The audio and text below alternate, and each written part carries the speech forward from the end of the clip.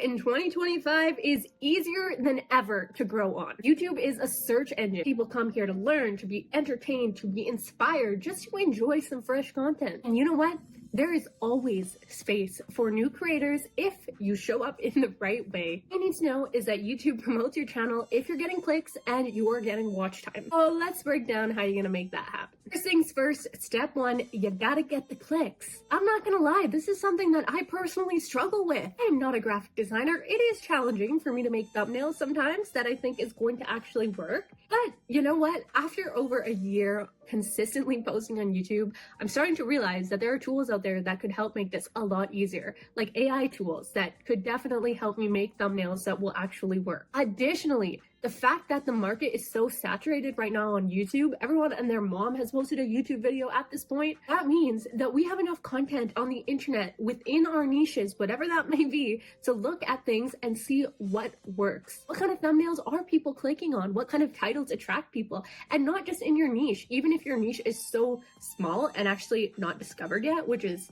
very rare, and if you found something like that you're actually interested in, that's like huge potential right there. But there are definitely adjacent niches that you could look at and see what kind of things have performed well, and honestly copy that thumbnail and title style. For example, when I started out on YouTube over a year ago now, I wanted to start posting some law school content because I was a law student and that's kind of a unique angle for me. And funnily enough, there's actually not a lot of law school student content out there. There are some, but there's not so many like how there is in like the med school space.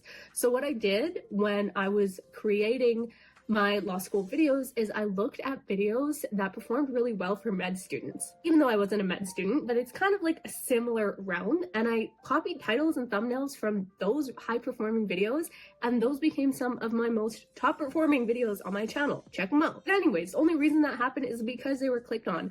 And that to me is one huge reason why it's so important to start a YouTube channel now if you want to, and not feel like it's oversaturated and you can't find your space. The oversaturation actually might work in your favor if you use that as a case study and apply what other people have learned to what you're doing so you can see growth a whole lot faster. By the way, when I say copy what other people are doing, I don't mean just take what they're doing and copy it completely, like their exact thumbnail and their exact title. What I mean is take inspiration from that. Look at the elements from the thumbnails that are consistently performing high in your niche and identify the patterns within them, and use the things that are helping them to perform well, combine them with other things, combine them with a good title from other videos, and then you're gonna find something that is uniquely yours, but that will perform well. Next thing you gotta do is keep people watching, okay? So they click on your video, that's great, but if everyone clicks on your video and 2 seconds later clicks off, YouTube will not promote that to other people.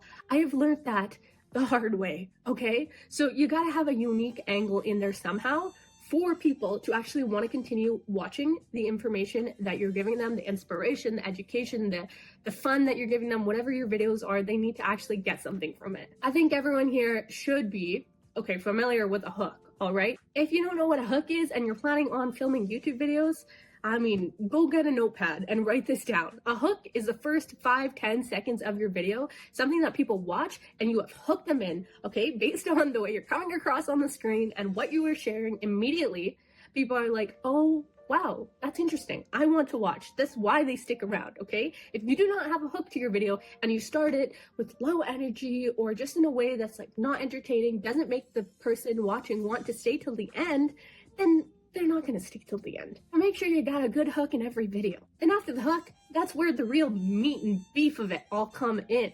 You know, you got to make the video good. The whole thing. I know, it's a challenge. I've tried and failed in a lot of my videos, but a lot of my videos I've gotten it right. Recently, I watched a video and I really liked what she said about creating good quality content, which is that when you're creating a YouTube video, your content needs to stand out in at least 2 of these 3 ways. 1, your personality. 2, the content value that you're providing. And 3, production quality. So you don't need all 3. You just need to pick 2 and focus on them. For example, in this video, I am clearly not choosing production quality to focus on, Okay, you know, this isn't like a horribly shitty video where you look on it and then be like, this is just so bad, but it's like obviously not the most cinematic, amazing video. I am in a hotel room filming. This is literally the blinds to the window. You know, it's not a great background. I don't have camera angles everywhere. One day that would be awesome, but today is not that day.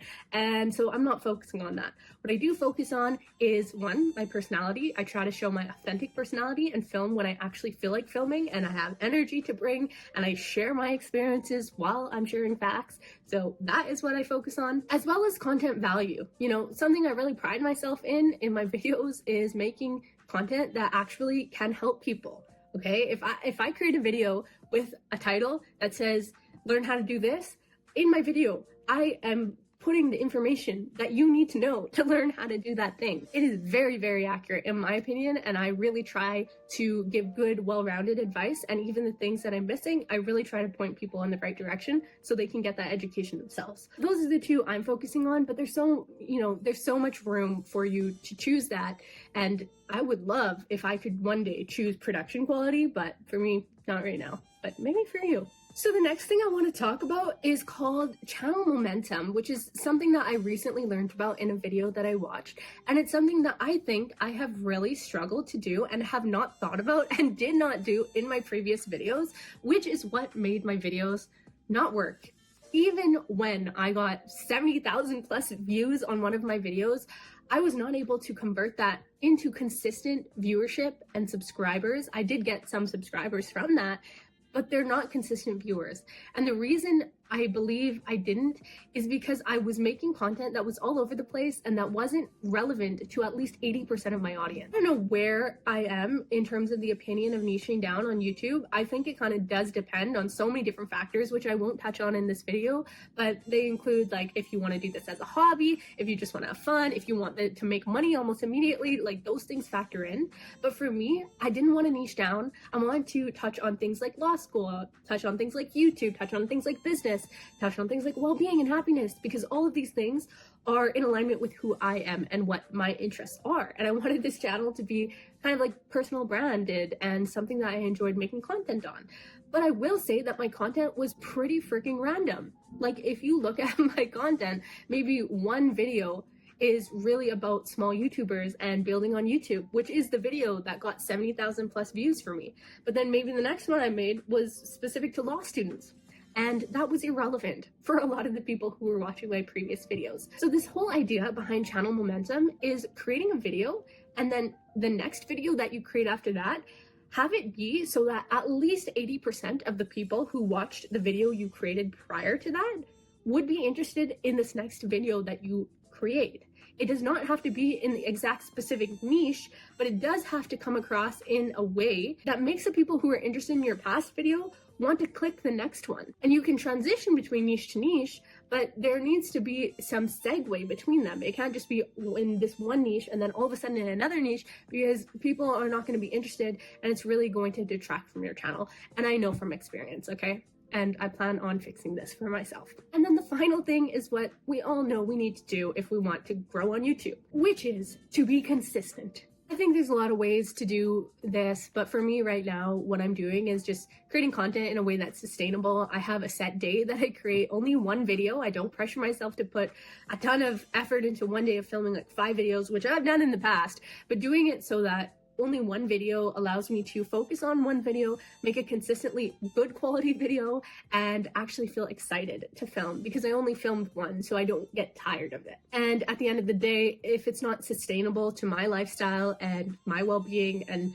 promotes the enthusiasm I have it, I know it's not going to be consistent long-term unless I see growth, and even then, like, it's not going to be consistent. So I know for myself I need to enjoy it. So find ways to make it fit into your lifestyle and make it something you enjoy. Additionally, authenticity matters. I don't think it matters what kind of content you create. You could be sitting here and speaking to the camera like I do. You could be making vlogs. You could be making gaming videos. It literally doesn't matter. But authenticity is really, really important on YouTube. It truly, in my opinion, is what sets YouTube apart from so many different platforms like Netflix and like videos on any other platform. Like YouTube is a very authentic, raw platform in a lot of ways.